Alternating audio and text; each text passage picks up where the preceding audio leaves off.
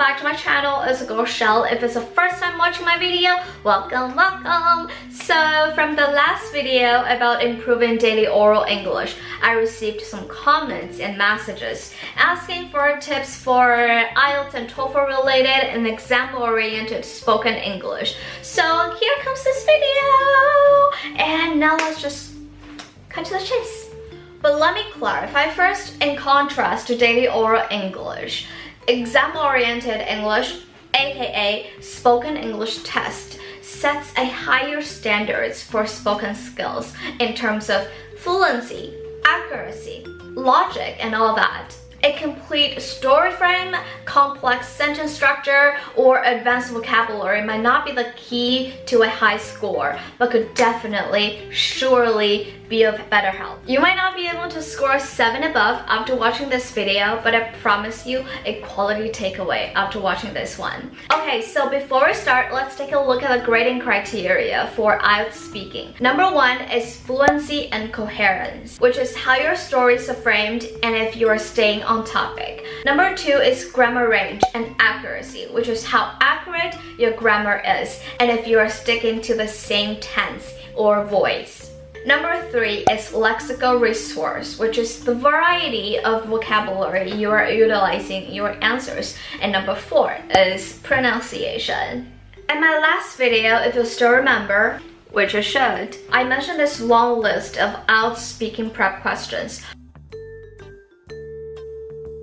Practice every one of those with full sentence answers, if time permitting, and in all those different categories, make full use of your vocabulary notebook. Keep down all the common words and phrases. For instance, if you're describing your hometown, keep the expressions about weather, geography, food, travel, folk culture, and all that in mind. And for part 2, the ideal plan is to write out all your answers on a sheet of paper, which is a more efficient way of picking out your mistakes in grammar, logic, and coherence and all that. Always stick to these words: what, who, when, where, why, and how. It sounds pretty cliche, but it helps scatter your mind in a more organized way. Also, for topics that you are not too familiar with, take medical related issue for example, try to do more research beforehand and stick to some universal objects. For me, let's say I'm never an artsy person, so whenever it comes to an art related question, it just got me butthurt. I would at least pick 1 or 2 museums or art piece that impressed me the most from the research. And while you're practicing all the part 2 questions, always stay conscious of what are the possible questions the examiner would probably ask you derived from your answer. Which leads to part 3 of the test that mainly tests your critical thinking. Overall, before actually attending the speaking test, practice. Guarantee yourself a large amount of practice until you see an object and start thinking about all the related questions.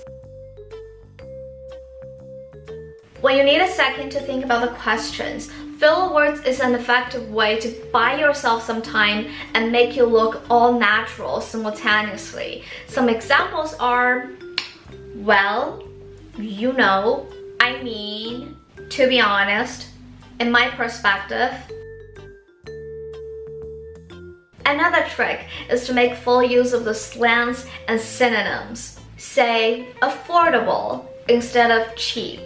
Say I believe or in my perspective rather than I think.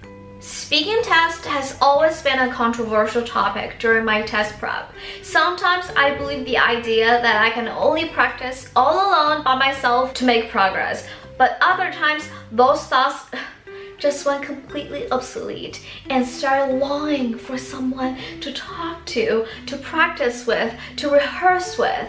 But actually, either way would work based on your own preference and the types of tests you're prepping for. Obviously, you will be talking to a real human being for IELTS speaking, but a computer for TOEFL speaking. And I would personally strongly recommend you guys to practice with a real person as frequently as possible before attending the IELTS speaking session.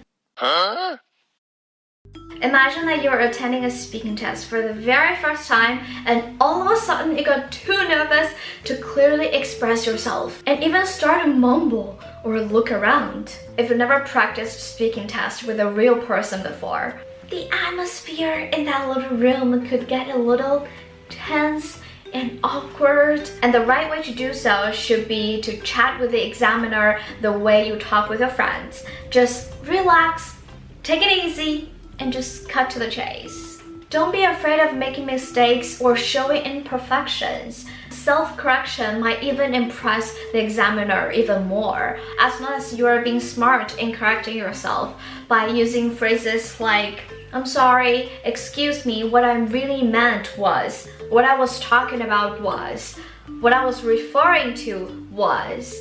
Alrighty, so here's today's video. Hope it's somewhat useful and practical for those of you who are practicing or prepping for IELTS and TOEFL or any other exam-oriented English test. So please comment down below with any other questions you have, and I'll see you in my next video. Stay tuned. Bye!